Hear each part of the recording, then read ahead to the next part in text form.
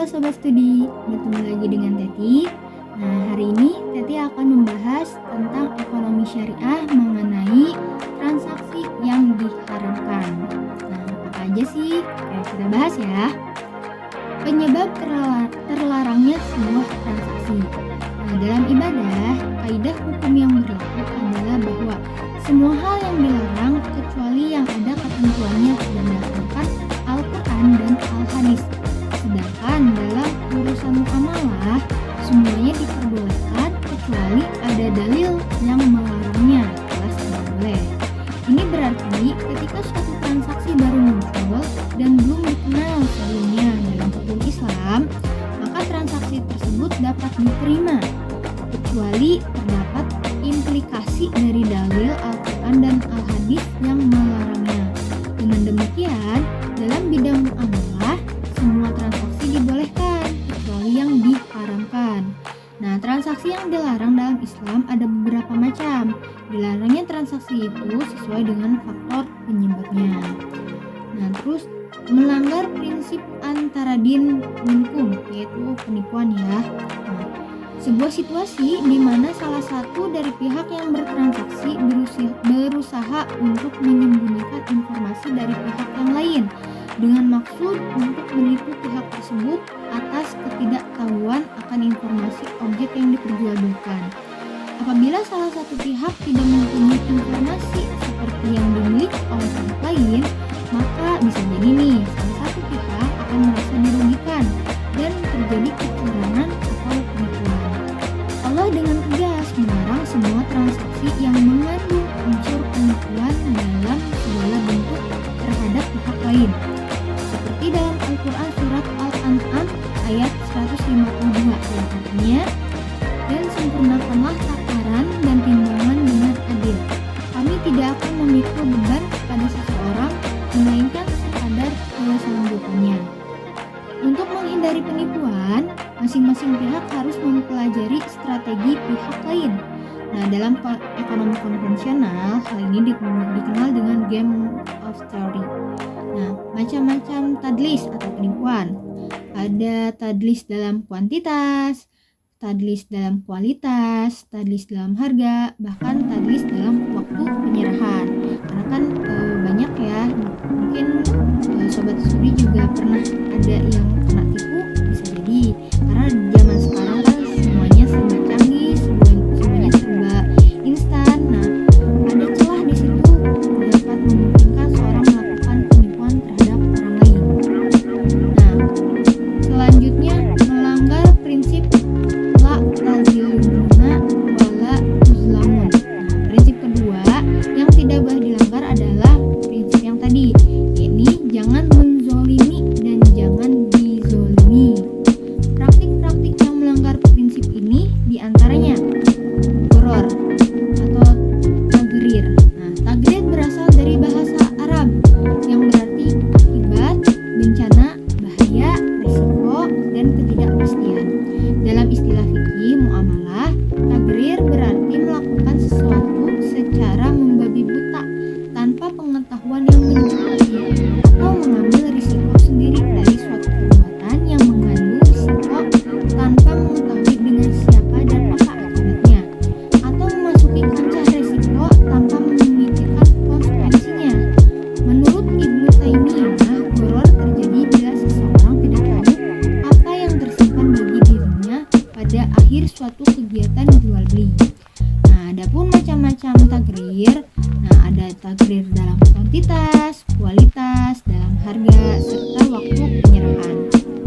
Ada ihtikar atau rekayasa pasar. Nah, dalam supply. Ihtikar terjadi bila seseorang atau seorang produsen atau penjual mengambil keuntungan di atas keuntungan normal dengan cara mengurangi supply agar harga produk yang dijualnya naik. Jadi ketika barang nih misalkan ada cabai, nah itu dia tahan dulu gitu kan, mengurangi pemasukan cabai di pasar agar harga tersebut naik, maka mereka mendapat keuntungan, barulah dikeluarkan barang tersebut. Nah, ihtikar biasanya dilakukan dengan menghambat produsen atau penjual lain masuk ke pasar. Ihtikar terjadi bila syarat-syarat di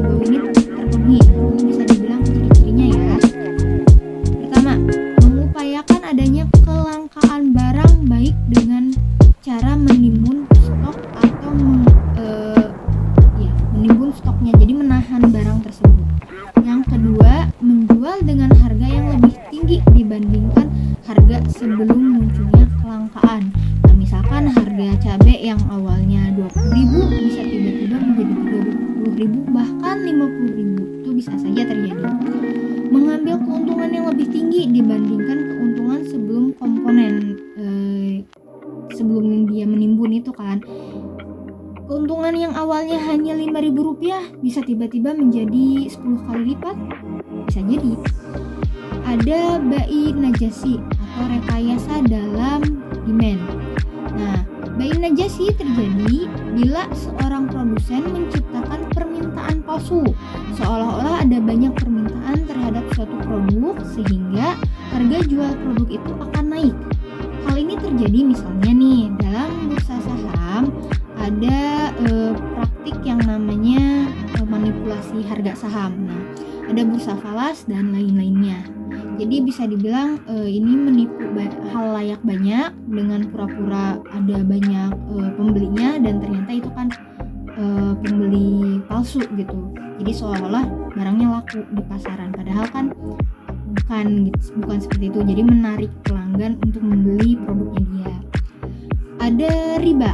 Nah, riba adalah penyerahan pergantian sesuatu dengan sesuatu yang lain yang tidak terdapat adanya kesamaan menurut timbangan syara pada waktu akan, atau disertai dengan mengakhirkan penyerahan dalam tukar menukar.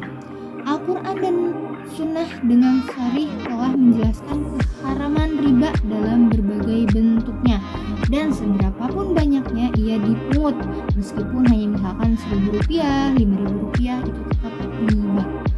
Nah, di dalam sunnah Nabiullah Muhammad SAW bersabda, satu dirham riba yang dimakan seseorang dan dia mengetahui bahwa itu adalah riba, maka itu lebih berat daripada 60 kali zina. Hadis riwayat Ahmad dari Abdullah bin Hanzalah. Nah, riba ini hati-hati ya sobat. Maisir atau perjudian adalah menempatkan salah satu pihak harus menanggung beban pihak yang lain akibat permainan tersebut. Maisir ini biasa disebut juga zero sum game. Artinya dalam suatu permainan pasti ada pihak yang menang dan ada pula pihak yang kalah, atau salah satu pihak merasakan keuntungan dan pihak lainnya merasakan kerugian. Maisir diharamkan transaksinya karena melanggar prinsip la tazlimuna wa la tuzlamun. Untuk menghindari terjadinya maisir dalam sebuah permainan, misalnya pembelian trofi atau bonus untuk para juara tidak boleh bersumber dari dana partisipasi para pemain, melainkan dari dana sponsorship yang tidak ikut bertanding. Karena kan dikhawatirkan ada persepsi bahwa ketika ada yang mengikuti lomba dan dia justru ada biaya pendaftaran dan dia menang, nah itu kan menguntungkan. Tapi kan ada pula yang justru dia ikut lomba dan mendaftar, biaya pendaftaran, membayar, nah itu dia justru tidak menang dan mendapatkan kerugian. Itu berarti ada salah satu pihak yang diuntungkan dan salah satu pihak yang dirugikan. Nah itu tidak boleh sobat, hati-hati ya. Selanjutnya risiwah. Nah, risiwah itu bisa dikatakan suap menyuap. Nah, suap menyuap adalah memberi sesuatu kepada pihak lain untuk mendapatkan sesuatu yang bukan haknya. Nah, suatu perbuatan bisa dikatakan suap menyuap atau risiwah jika kedua belah pihak dalam keadaan sukarela, entah itu yang menerima atau yang memberikan. Apabila hanya salah satu pihak yang rela dan pihak lain dalam keadaan terpaksa, perbuatan tersebut disebut pemerasan. Allah Subhanahu wa Ta'ala telah memperingatkan kita untuk tidak melakukan risiwah dalam salah satu firman-Nya, terdapat dalam Quran surat Al-Baqarah ayat 188. Boleh sobat baca ya. Nah, di situ terdapat pertentangan dari Allah mengenai suap menyuap tersebut. Nah, selanjutnya transaksi yang dilarang karena tidak sahnya akad. Hati-hati sobat. Suatu kategori yang tidak masuk dalam kategori haram li zati maupun haram li ghairihi belum tentu serta-merta menjadi halal. Masih ada kemungkinan transaksi tersebut menjadi haram bila akad atas transaksi itu tidak sah atau tidak lengkap. Nah, suatu transaksi dapat dikatakan tidak sah dan tidak lengkap bila terjadi salah satu atau lebih faktor-faktor berikut ini. Kayak tadi disebutkan ya. Pertama, rukun dan syarat yang tidak terpenuhi. Nah, rukun adalah sesuatu yang wajib ada dalam suatu transaksi. Misalnya ada penjual dan pembeli. Tanpa adanya penjual dan pembeli, maka jual beli tidak akan ada. Pada umumnya, rukun dalam muamalah iktisadiyah atau muamalah dalam bidang ekonomi ada 3, yaitu pelaku, objek, ijab kabul. Dalam kaitannya dengan kesepakatan ini, maka akad dapat menjadi batal bila terdapat kesalahan atau kekeliruan objek, ada paksaan, ada penipuan. Nah, bila ketiga rukun di atas terpenuhi, transaksi yang dilakukan sah. Namun bila rukun di atas tidak terpenuhi, baik satu rukun atau lebih, maka transaksi menjadi batal. Selain rukun, faktor yang harus ada supaya akad menjadi sah adalah syarat. Nah, syarat adalah sesuatu yang keberadaannya melengkapi rukun. Syarat bukanlah rukun jika tidak boleh dan jika tidak boleh dicampur adukan. Nah, di lain pihak, keberadaan syarat tidak boleh menghalalkan yang haram, mengharamkan yang halal, menggugurkan rukun, bertentangan dengan rukun, atau mencegah berlakunya rukun tidak terpenuhi, rukun menjadi tidak berlaku. Terus selanjutnya, terjadi ta'aluk. Ta'aluk terjadi bila kita dihadapkan pada dua akad yang saling dikaitkan, maka berlakunya akad satu tergantung pada akad dua. Oke, kita kasih contoh ya. Misalkan ada A menjual barang kepada B seharga 120.000. Nah, secara cicilan kepada C dengan syarat bahwa C harus kembali menjual barang tersebut kepada A secara tunai seharga 100.000. Transaksi di atas haram karena ada persyaratan bahwa A bersedia menjual barang B ke C asalkan B kembali menjual barang tersebut kepada A. Dalam kasus ini disyaratkan bahwa akad satu berlaku efektif bila akad kedua dilakukan. Penerapan syarat ini mencegah terpenuhinya rukun. Dalam terminologi fikih, kasus di atas tersebut baik al-sunnah.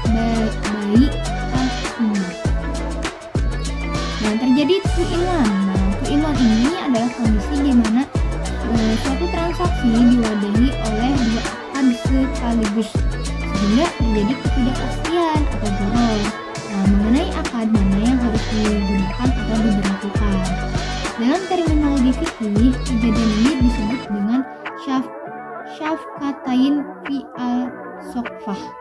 Nah, two-in-one terjadi bila semua dari ketiga faktor berikut terpenuhi. Pertama, objek sama, pelaku sama, jangka waktu sama. Nah, kita kasih contoh.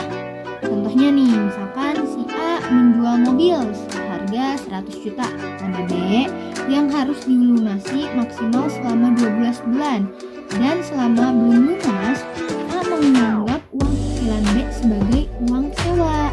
Dalam transaksi ini terjadi gharar dalam akad karena ada ketidakjelasan akan mana yang berlaku, akan beli atau justru akan sewa. Kayak misalkan ada sobat studi yang kredit motor lah ya. Nah, itu kan akadnya tidak jelas sebetulnya karena kan ketika tidak dapat menyetorkan angsuran itu kan ada penarikan kembali barang tersebut ya. Nah, sebenarnya itu tidak boleh karena justru kan kita sebenarnya sudah membayar nih tiap bulannya, bahkan sudah lewat misalkan jangka waktu 3 tahun, sudah berjalan selama 2 tahun, tiba-tiba di tahun ketiga menuju pelunasan itu tidak membayarkan.